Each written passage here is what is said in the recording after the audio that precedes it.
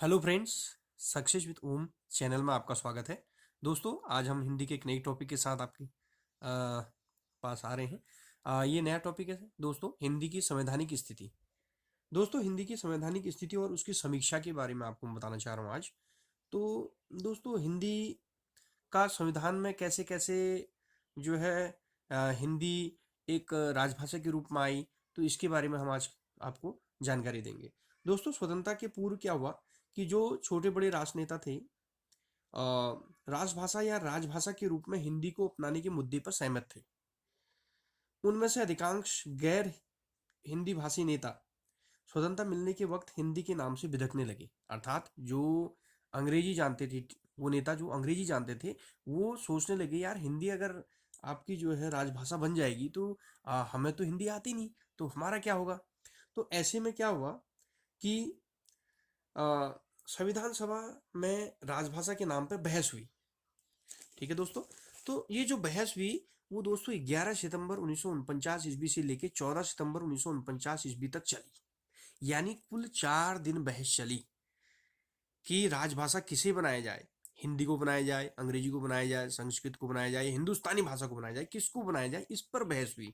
4 दिन चली दोस्तों, और 4 दिन बहस चलने के पश्चात यानी कि 14 सितंबर 1949 को हिंदी को राजभाषा घोषित किया गया।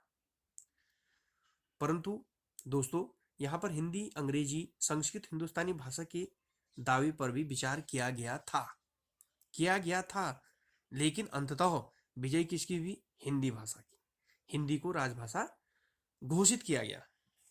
दोस्तों, संघर्ष की स्थिति सिर्फ हिंदी व अंग्रेजी के समर्थकों के बीच ही देखने को मिली, इनके समर्थकों के बीच ही देखने को मिली। और दोस्तों, एक बात करते हैं कि आजाद भारत में एक विदेशी भाषा यानी एक विदेशी भाषा यानी अंग्रेजी, जिसे देश की बहुत कम जनसंख्या या देश का थोड़ा सा अंश कह सकते हैं, यानी कि 2% जनता देश की उसे जानती थी, पढ़ती थी, पढ़ सकती थी, समझ सकती थी।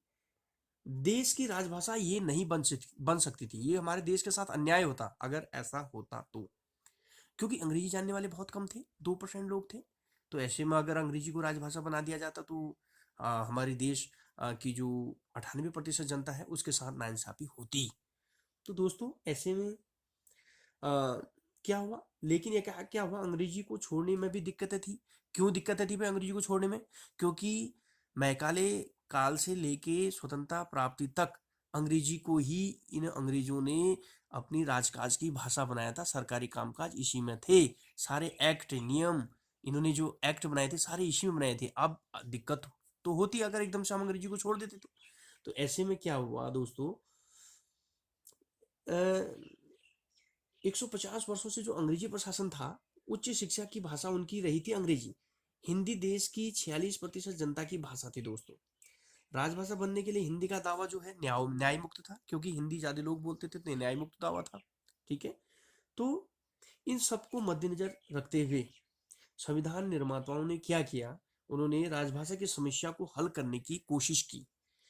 तो उन्होंने क्या किया, संविधान सभा के भीतर और बाहर हिंदी के विपुल समर्थन को देखकर संविधान सभा ने हिंदी के पक्ष में अपना फैसला सुना दिया। अपना फैसला उन्होंने जब सुनाया तो यह फैसला हिंदी विरोधी एवं हिंदी समर्थकों के बीच मुंशी आयंगर फार्मूले के द्वारा समझौते के परिणाम स्वरूप सामने आया। ठीक है दोस्तों, जिसकी प्रमुख विशेषताएं इस प्रकार है। क्या ये जो सबसे इंपॉर्टेंट है कि आपका जो पूछेगा मुंशी आयंगर फार्मूला, ये जो बहुत इंपॉर्टेंट दोस्तों, ये कौन किस फार्मूले के तहत ये क्वेश्चन आपको पूछेगा, एक क्वेश्चन नहीं पूछेगा, किस फार्मूले के तहत जो है हिंदी को राजभाषा घोषित किया गया, यानी मुंशी आयंगर फार्मूले के तहत हिंदी को जो है संविधान सभा ने राजभाषा घोषित किया। तो दोस्तों, क्या थी इसकी मुंशी आयंगर फार्मूले की जो विशेषताएं क्या थी? हिंदी भारत की राजभाषा नहीं बल्कि राजभाषा है। इन्होंने ये कहा, पहला पॉइंट, हिंदी भारत की राजभाषा नहीं है, उन्होंने कहा राजभाषा नहीं है, ध्यान दीजिए, और राजभाषा है। ठीक है, तो हिंदी को राजभाषा घोषित किया गया और संविधान में इसका वर्णन है।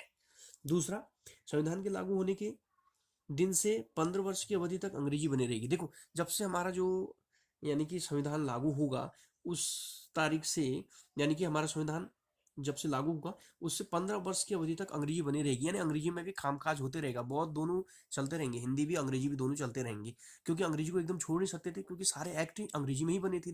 अब अंग्रेजी भी हमें चाहिए था, उससे हमें उसको ट्रांसलेट करके हिंदी में करना था, तो ये चीज़ यहाँ पर जरूरी थी। और तीसरा पॉइंट, एक अस्पष्ट निर्देश अनुच्छेद 351 के आधार पर हिंदी एवं हिंदुस्तानी के विवाद को दूर कर लिया गया। यानी हिंदी और हिंदुस्तानी, यानी कि कईयों का मत था कि हिंदी जो राजभाषा होनी चाहिए, कईयों का मत था कि हिंदुस्तानी होना चाहिए, तो इसके विवाद को दूर किया गया। उन्होंने कहा भी हिंदुस्तानी नहीं, हिंदी को ही राजभाषा माना जाएगा। संविधान में भाषा विषयक उपबंध, अब जो भाषा विषयक जो उपबंध है उसके बारे में आपको आगे मैं चर्चा कराऊंगा अगली वीडियो में दोस्तों। इसी के साथ जो है हिंदी की संवैधानिक स्थिति के बारे में मैंने आपको जानकारी दी। दोस्तों मिलते हैं नेक्स्ट वीडियो में। दोस्तों मेरे चैनल को लाइक कीजिएगा, सब्सक्राइब कीजिए और कमेंट्स कीजिए। Thank you.